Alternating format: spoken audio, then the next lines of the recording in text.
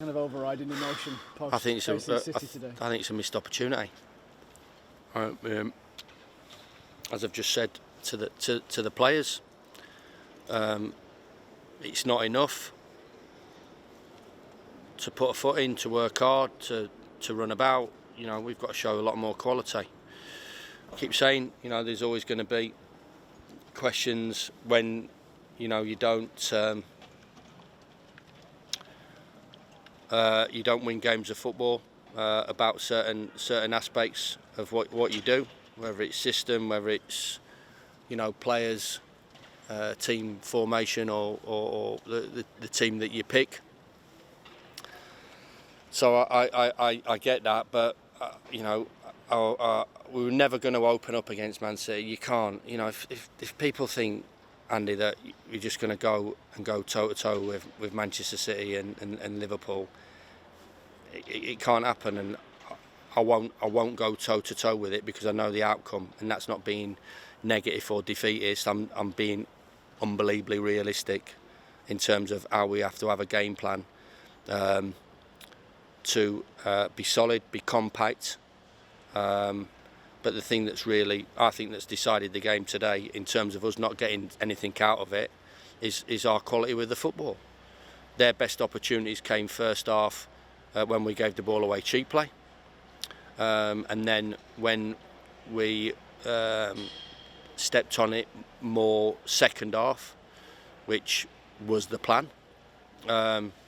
We broke it up, we drove forward, and we made some baffling decisions. Said in the week about certain things that have baffled me, but some of the decisions out there today with the football, I completely don't get. In terms of giving it away, taking the wrong option.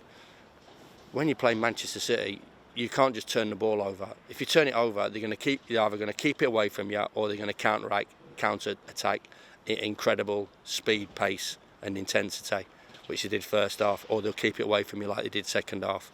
So you have to take so much care and thought when we're in possession, and my players, for me, basically didn't take enough care and thought when we had the football, and just kept turning it over. Got it back brilliantly, great. I get that. I'm all over that, but you just make the game so difficult when you just turn it over to any footballer, to any professional footballer, to any Premier League footballer, and then you get Man City. How do the players believe any chance that they got to get anything out of the game when they just, as I said, completely just give it away when they've worked hard to get it? Is that decision-making process a knock-on of maybe just lacking a little bit of belief right now? It's got to be. It can't be any other reason, because they've showed, other clubs they've showed here, that they have got that quality to do that. So it has to be. There has to be. And I think it's pretty simple. There's that connection. There's that connection between things that have gone against us, poor goals that we conceded, chances not taken, points that we should have had that we haven't, and obviously that grows and grows. I will say it's Man City, and I will say that we haven't got done 4, 5 and 6.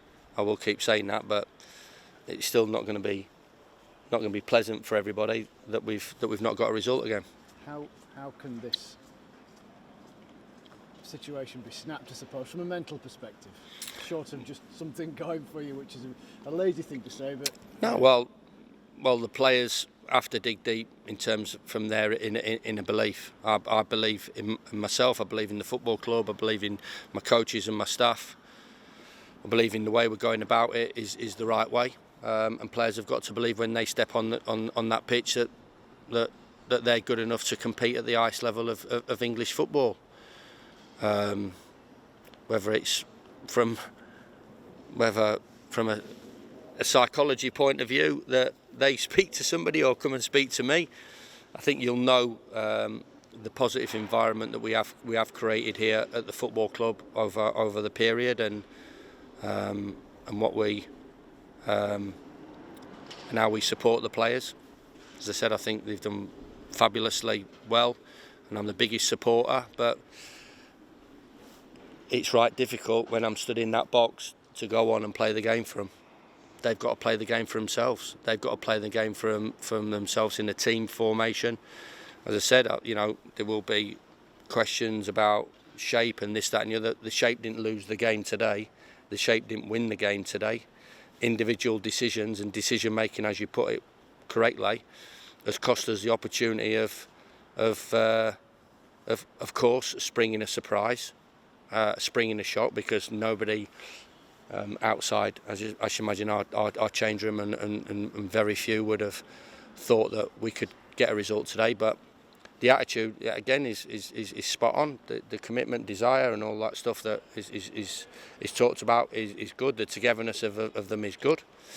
But we have to show loads more quality than what we're showing here. As I said, some of the decisions there, you're putting your head in your hands when you're in good positions and you broke the play up, whether it's the shape of the team that's broke the play up or a good bit of defending, or we've got after it well enough, and then we just sort of turn it over and give it them back. As I said at the start, good players alert you on the counter attack, or they'll keep the ball away from you, and they did both with their goal and obviously the control that they had on the game. Cheers. Thank All you. right. Cheers. All the best. Cheers. Cheers.